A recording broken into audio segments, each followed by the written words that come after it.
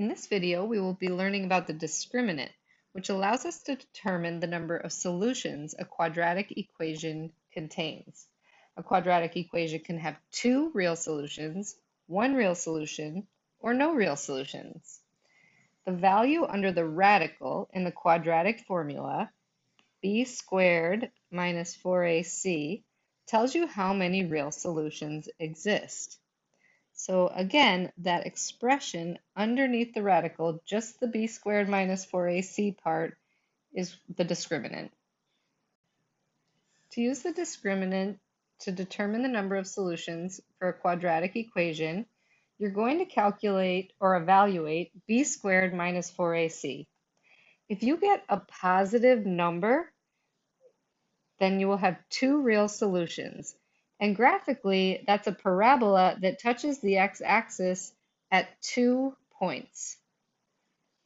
If you calculate the discriminant and you get 0, then there will be one solution. And graphically, that's a parabola whose vertex is on the x-axis.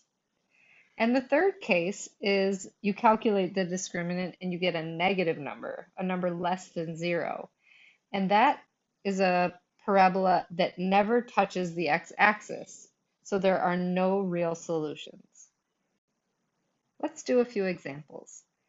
So all we have to do is calculate the b squared minus 4ac part of the quadratic formula, which in the quadratic formula is the part under the square root. So we need to identify a, b, and c. A is the coefficient of x squared, -2 in this first example. B is the coefficient of x, -3. And C is the constant 5. Also, make sure that one side is 0, always, when you are using the quadratic formula and also the discriminant. So now we're going to do b squared minus 4ac. So b is -3. Make sure you put that in parentheses before we square it. Minus 4 times a, which is -2, times c, which is 5. And we get 9. For my next term right here, I have a negative times a negative, so it's going to be plus. 4 times 2 is 8. 8 times 5 is 40. So I get 49.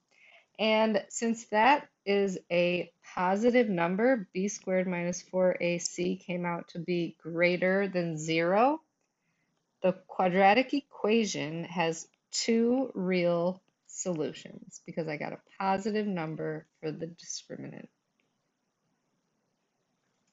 In the next example, same idea. A is 2, the coefficient of x squared.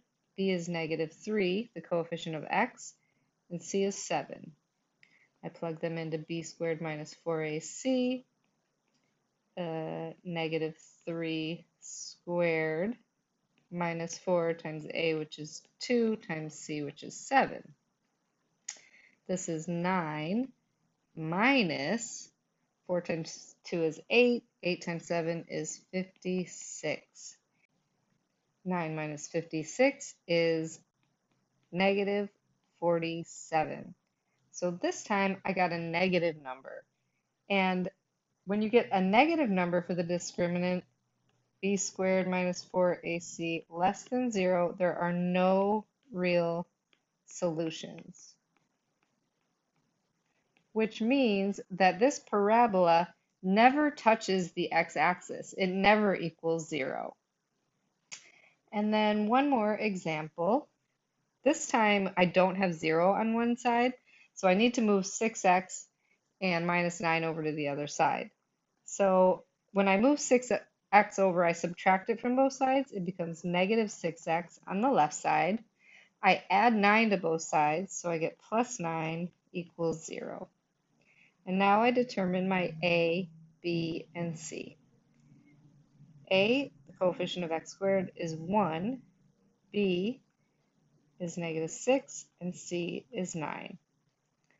b squared minus 4ac, the discriminant, is going to be -6 squared minus 4 times 1 times 9, 36 minus 36, which is 0.